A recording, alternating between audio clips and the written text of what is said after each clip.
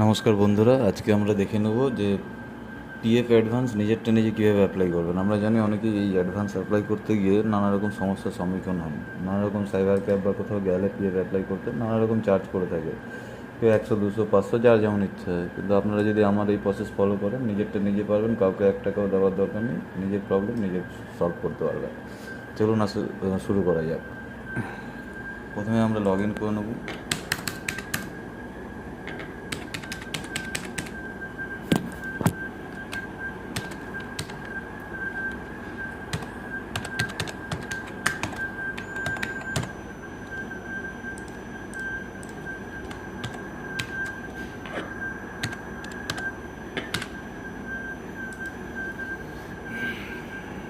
Log in করলেই আপনাদের ওটিপিটি দিতে হবে। ওটিপি ক্যাপচারও ভালো করে দেবেন অবশ্যই।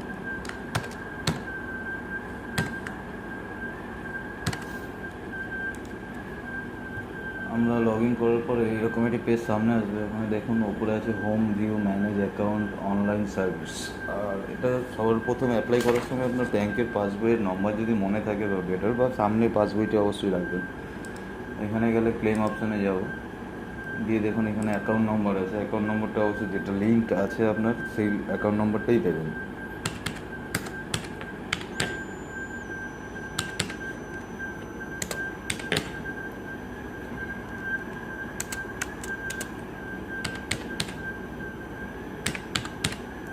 দিয়ে অ্যাকাউন্ট নম্বরটি ভেরিফাই করব, আন্ডারটেকিং ইয়েস করব, proceed for online claim.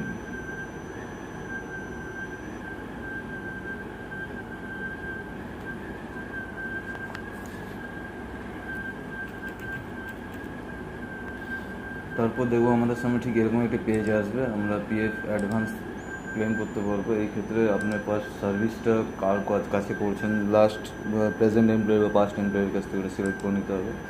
Advance কিসের জন্য লাগবে, এখানে একটা ব্যাপার আছে। আপনারা দেখুন এখানে অনেক রকম অপশন আছে। Non receipt wages, natural climate, illness, power cut, marriage, higher education, purchase of handicap, construction house.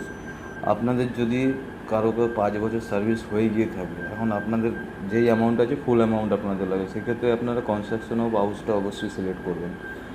আর যদি না হয়ে থাকে তাহলে আপনাদের ম্যাক্সিমাম যেটা দেয়, এখন দিচ্ছে যেটা ইলনেসেই দেওয়া হচ্ছে, তো আমরা ইলনেস সিলেক্ট করছি। এখানে অ্যামাউন্ট আপনার যার যেমন আছে, আমি একটা লামসাম অ্যামাউন্ট আমি করছি, 10,000 করছি। দিয়ে এখানে আপনার আপনার যে অ্যাড্রেসটি অবশ্যই সেটা দেবেন।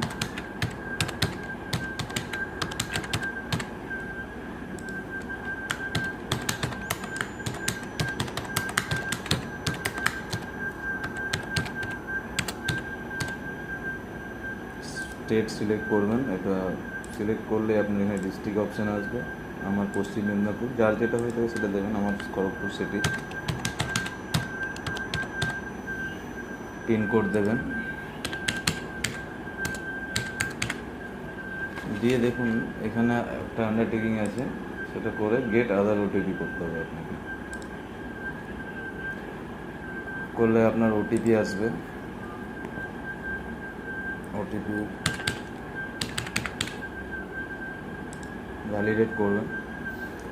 আর এরই সাথে সাথে আপনাদের যেটা করতে হবে, আপনাদের পাসবইয়ের একটা জেপিজি ফরম্যাট বা পিডিএফ ফরম্যাট রাখতে হবে, যেটাকে 100 কেবি থেকে 500 কেবির মধ্যে রাখতে হবে। এবারে আমরা মোবাইলে ফটো তুললে অনেক সময় 100 কেবি থেকে 500 কেবির মধ্যে থাকে না। আমরা সেটা প্রথমে আমি যদিও করে রেখেছি, এখানে আপনারা দেখা দেবে। তো এই প্রসেস এতদূর হওয়ার পরে আপনারা পাসবইটা যেটা আছে আপনাদের, ধরুন আমরা মোবাইলে ফটো তুললে আমাদের পাসবই 2 আমার এখানে ফাইলটা দেখুন 2.5 MB দেখাচ্ছে। আমি এটাকে অনলাইনে 100 থেকে 500 কেবির মধ্যে করা যায়। অনলাইন কম্প্রেস বলে লিখলে যে কম্প্রেস টু 500 কেবি করুন।